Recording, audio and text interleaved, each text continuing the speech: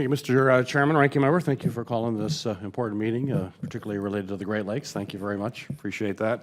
Admiral Gallaudet, I understand that on your trip around the country, as you're visiting various locations, you're going to have the opportunity to, or at least planning to do some scuba diving in the Thunder Bay National Marine Sanctuary in Michigan in mid-August. And I appreciate your kind invitation for me to join you. I'm not going to be able to join you on this trip, although just I guess it was about 2 years ago, I had the opportunity to be with our friends in Noaa and dive on some incredible wrecks. As you know, the Great Lakes and its fresh water just perfectly preserves these wrecks. We have over 100 wrecks in the sanctuary.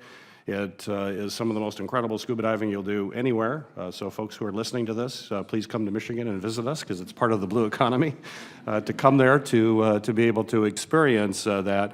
And I think my friends in Alpena will tell you what this sanctuary has meant for the area. It has been an incredible driver for the economy as people have not only come to dive, but on the glass-bottom boats. There is a visitor center that Noaa has that is world-class, that explains the heritage, the shipping, the nautical heritage, maritime heritage of the Great Lakes that built America as it traversed. So it's a very important part of the blue economy.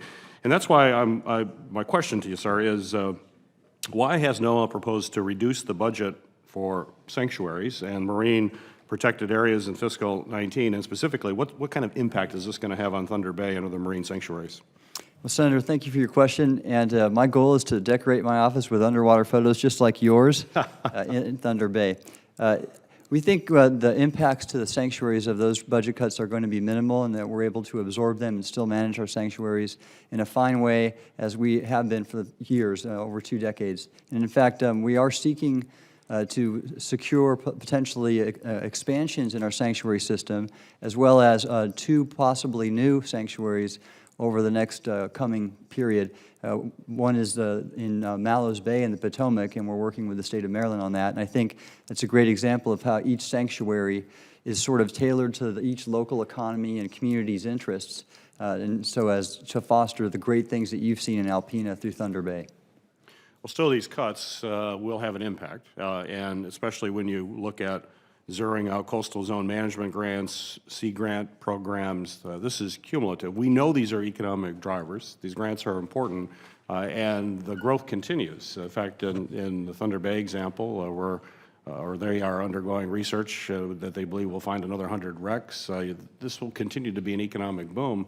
These cutbacks have an impact, particularly in conjunction with these other programs. Don't you agree? I agree. They have an impact, Senator, and we understand that the work funded by or done at the sanctuaries and the coastal zone management programs is important. Again, our prioritization in the 19 budget was for core government services, and so external grants to states and local entities were at a lower priority. It's important work, and we are happy in FY18, for example, we did see appropriations for coastal zone management, and we've been able to do good work in executing, I think, $75 million of funding towards those efforts this year.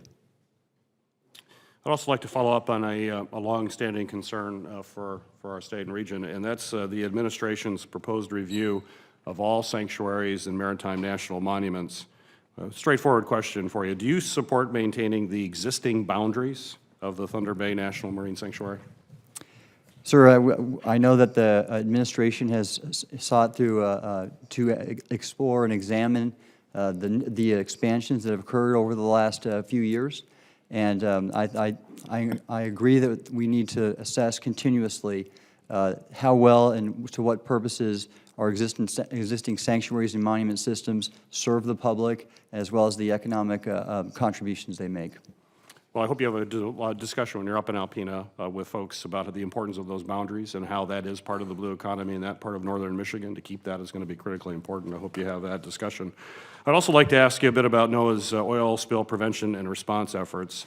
As you know, NOAA is tasked with updating environmental sensitivity index maps, which help summarize the coastal resources that are a risk of oil spills. So we had a very large oil spill in Michigan, in fact, the largest pipeline break in history a few years ago.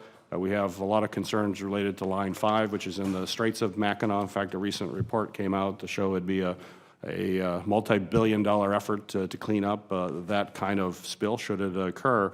And while the maps in the East, West, and Gulf Coast have been updated within the last 5 years, it has been over 20 years since NOAA maps were updated in the Great Lakes. Why has NOAA not updated the environmental sensitivity maps in the Great Lakes for so long?